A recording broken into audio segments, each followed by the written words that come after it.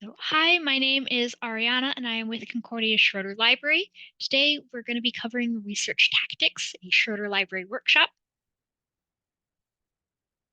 So, the first thing it's important to remember is that research is an exploratory process.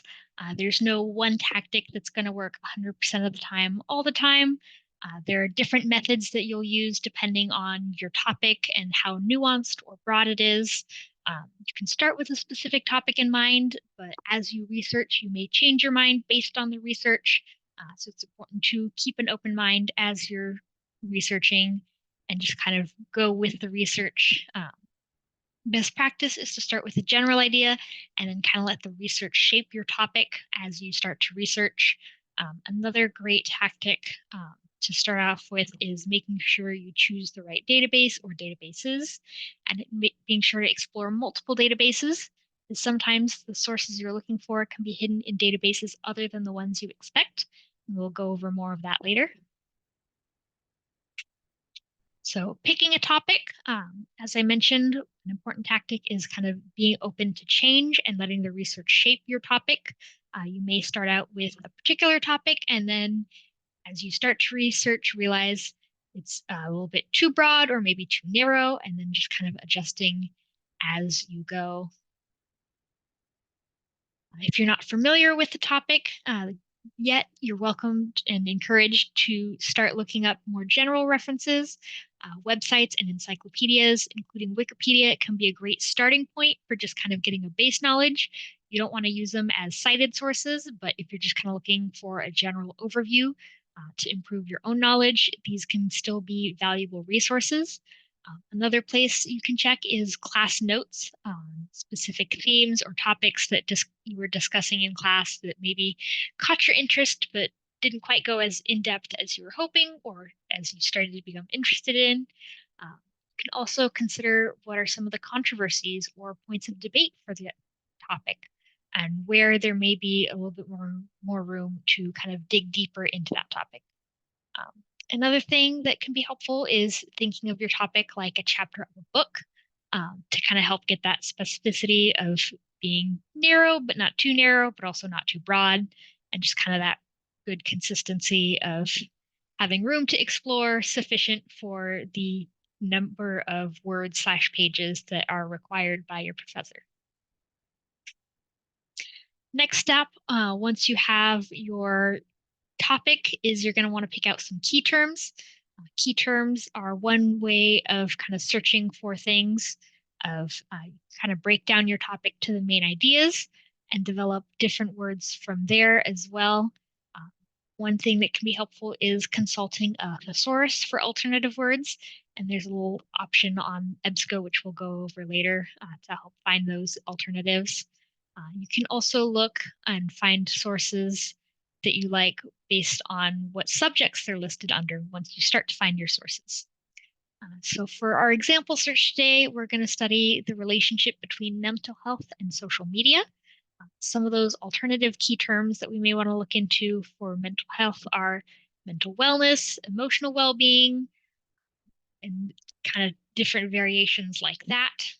For social media, we could use social media online platform. We could use specific examples such as Facebook, Twitter, now X, Instagram, TikTok, Snapchat, whatever the new programs that are available are called. And um, depending on how much research is out there, maybe you want to even narrow it down to one of those specific platforms versus another, or maybe you want to broaden it to cover all of them, depending on how specific your research is and how much research there are on any of these given topics. Next step is you're going to want to connect those terms through something called Boolean operators. Boolean operators define the logical relationship between the terms in your search, and these can be used to help the computer understand what the connection between those words are. Boolean operators consist of and, or, and not, and they'll be able to help you kind of display how the terms are linked together. You can also use these to create a very not broad or a very narrow search, depending on how many results your initial search is bringing back. And is going to combine search terms so that it contains both those terms. This will narrow down your results to less articles, but they'll hopefully be higher quality articles that are closer to what you're looking for. For example, travel and Europe will bring back results that have both travel and Europe. It shouldn't bring back ones that are just travel and another non-European country or just Europe and nothing about travel. It should bring back both. Um, or would be the one that is the sort of broadening search terms by saying this or that, which you'll list in between your synonyms, such as college or university. It'll find results that have uh, just college or just university or both. And it'll bring back all those results, which gives you more to look through and hopefully more opportunities to find articles that are what you're looking for. Not is another way to exclude and narrow down that search by excluding different terms that are maybe not quite what you're looking for. For example, if we were doing that previous search of social media and mental health, maybe you want to narrow it down to just a specific one, but still bring it out a little bit broader to just general social media. Of maybe you want to focus on Twitter or X, not Facebook or not Instagram.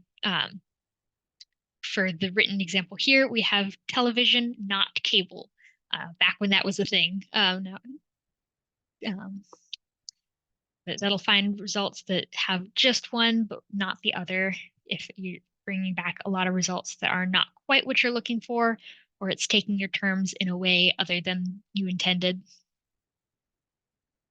So to make better use of your Boolean operators, you can also use parentheses to kind of nest your terms within the other terms.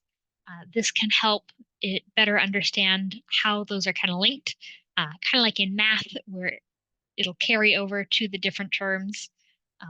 For example, our little lower example, we have mouse or rat and trap. This will look for mouse and trap or rat and trap.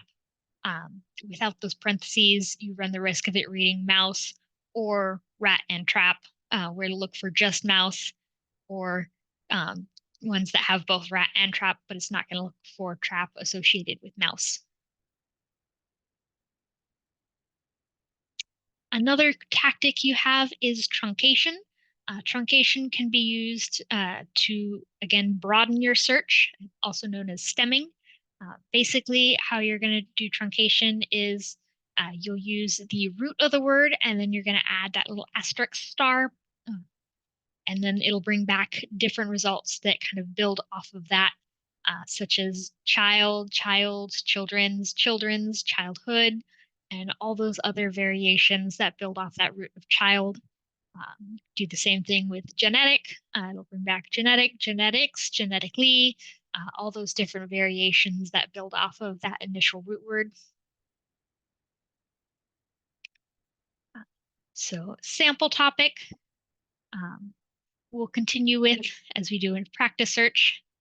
We'll head over to our library website, we'll go to research databases, and we're going to pick EBSCO. And then here's our opportunity to choose the best databases for our topic. We could either say Academic Search Complete, because this is a sort of psychological mental health, I'd recommend APA Psych articles, APA Psych info. Alternatively, we could just select all since we're kind of starting out and then work our way down from there. And from here, another tactic you can use if it helps you is you can search on the different lines and kind of break your terms up that way rather than using the parentheses. The different lines will kind of function as parentheses. And we could say mental health.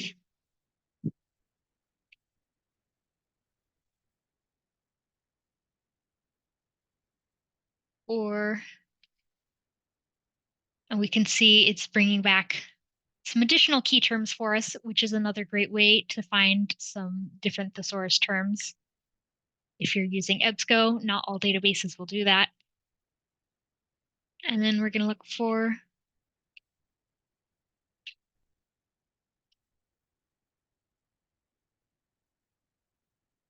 social media. And we can see again all those different variations. And we can go ahead and hit search. And here we have over 38,000 different results. That's a lot, so we're going to want to continue to use some other tactics to help narrow down our search. One thing you can do is you can use these subjects down here to find those additional thesaurus terms.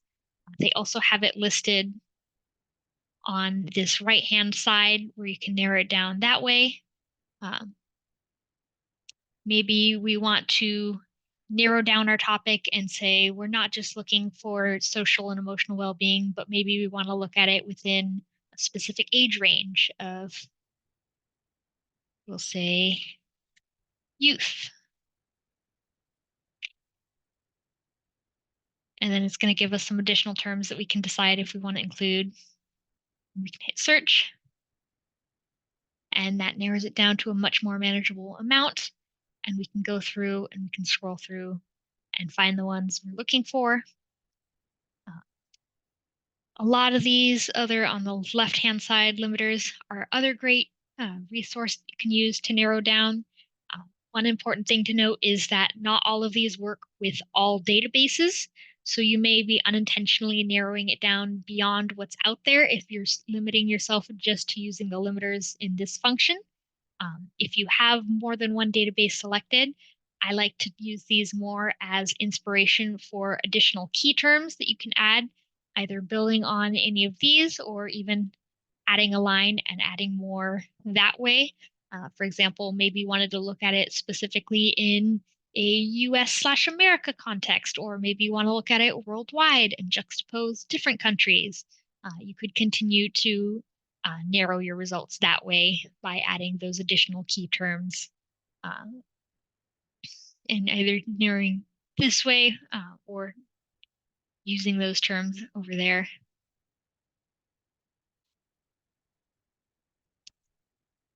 And then we can also read the abstract and see if they mention any additional terms that may be of interest to us that we want to continue to build into our terms. But that is the basics of key term searching. Another tactic you can use is you can use your citations to search. This can look one of two ways. One is known as citation mining. This is where you find an article. For example, let's go with this one. And then we're going to scroll down to their works cited, which is not listed because it is more of a news article. So we're going to hop back here and we're going to say we want it to be peer reviewed, so we know it'll be a scholarly source. And here we'll try this one. Yeah, this one should have some great sources. And we can scroll down and we can read their works cited and find additional similar sources that we can also use to research in our own source. And you can either do this by copying the title and searching through our databases, or sometimes it may let you click on the DUI or DOI, which will take you directly to the source. It may not always be free because this is going to take you to the source through the publisher, so it may want you to pay for it. So I do recommend just kind of copying and pasting the title into one of our library databases once you found one that you like based on their site sources. Alternatively, another option you have is to kind of search in a sort of reverse citation mining by going to google.scholar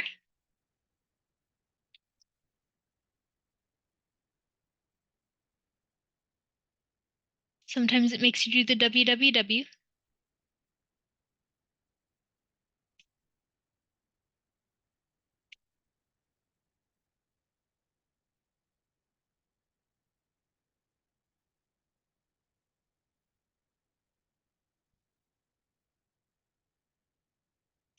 Right? So this is temporary down, which is not helpful for us. However, when you're using Google Scholar, we'll see if we can navigate to it to Google.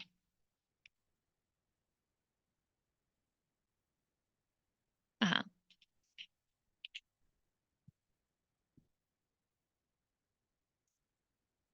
Here we go.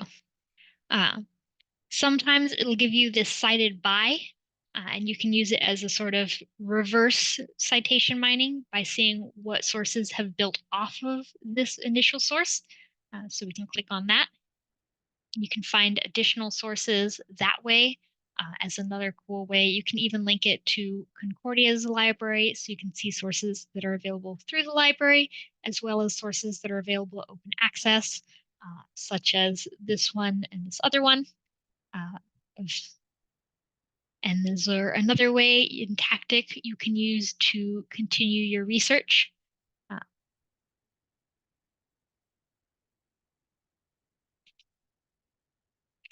so are there any questions?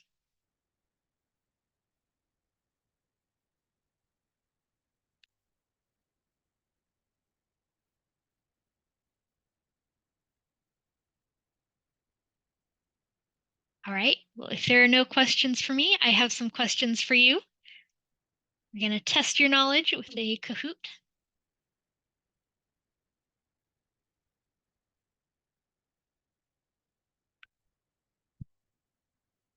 So if you are able, go ahead and join our Kahoot. Otherwise, you're welcome to play along at home if you're watching this later or in the chat as well. If you are unable to officially join.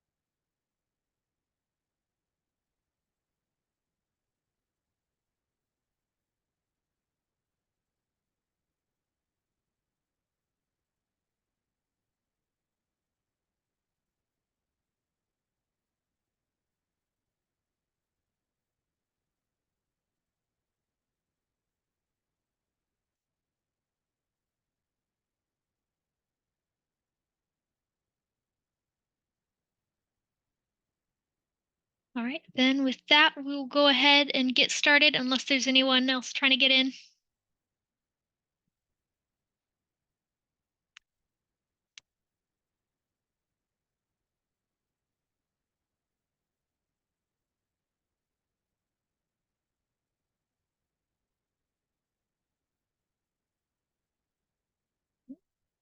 So our first question is, which should not be an important part of your search strategy? Is it keyword selection, use of appropriate Boolean operators, database selection, or adequate study snacks?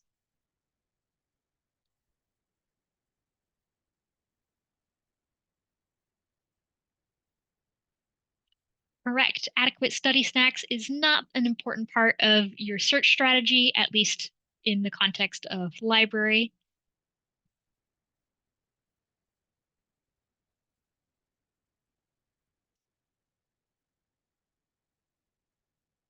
So which of these is not a Boolean operator? Is it maybe, or, and, or not?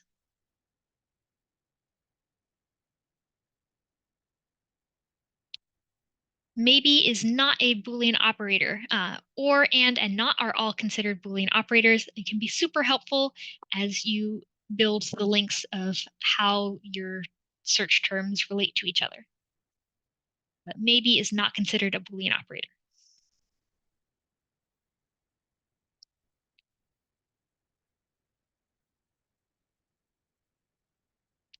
So once you've selected your topic, what should you should be open to change, true or false?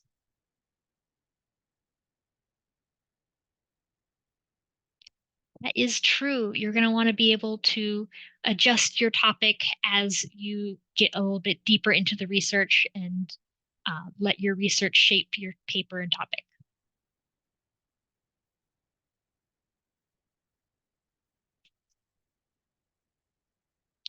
So, which of these is the symbol for truncation? Is it a question mark, the little asterisk star, a plus sign, or a backslash? That is correct. So the truncation sign is that little star. And there is one that uses the question mark, but that is a different function that we didn't go over in this workshop.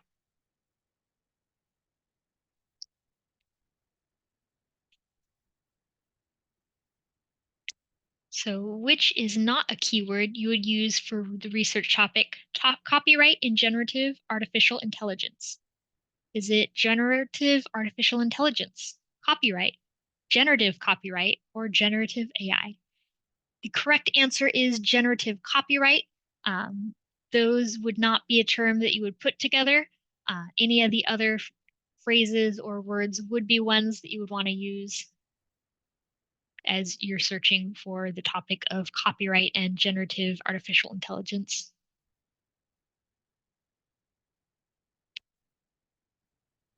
So we have another true or false question.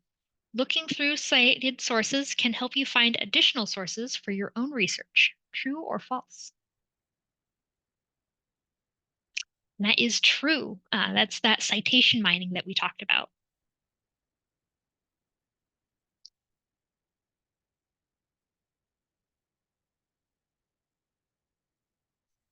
So, which is not a keyword you would use when researching the topic relationship between mental health and social media?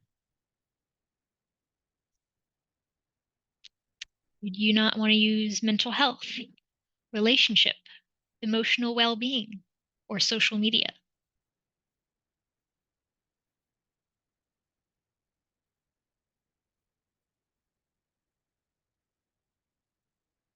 So, relationship is the one that would not be a key term. It would be a part of your thesis statement, perhaps, but it's not going to be a key term that you search to find results under.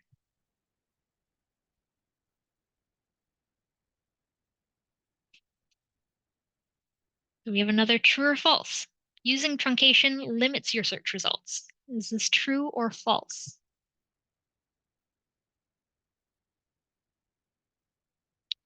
It is false. The truncation is going to expand your search term by bringing in those different variations, like we talked about, such as child, childhood, children, um, and all those kind of variations of that root.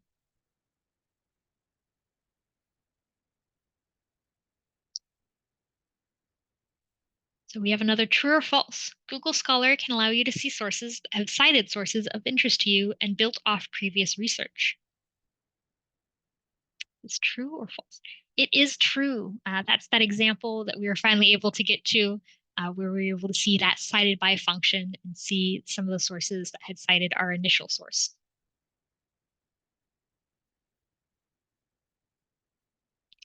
All right, and our last question. Which is not a keyword you would choose when researching the topic student rights of homeless youth? Would it be child with truncation, homeless, unhoused, or people?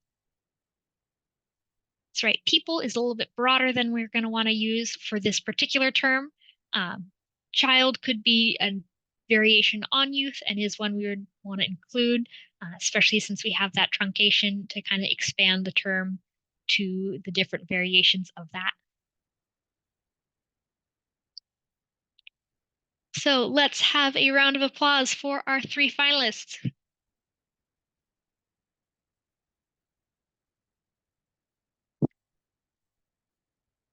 And our winner, Ash. So for three of you, go ahead and stop by the library. We'll have a special prize for each of you available at the circulation desk. if you'd like to stop by anytime during library hours. Uh, but that concludes our workshop. Uh, so thank you for coming. If you have any further questions, please feel free to reach out to the library at librarian@cui.edu. I'll go ahead and stop the recording